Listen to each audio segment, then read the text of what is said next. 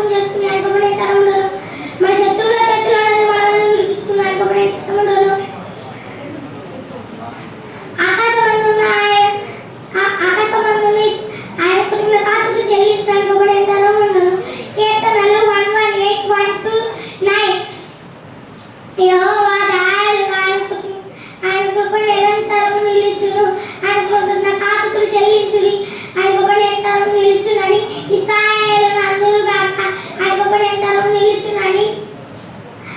అహరోను వంశస్థులు అందరూ గాక, ఆయన కృప నిరంతరం నిలుచునని యెహోవా యందు భయభక్తులు గలవారు అందరూ గాక. ఇరుకు నుండి ఆయనకు నేను మొరపెట్టి తిని, ఆయన మొరపెట్టి తిని విశాల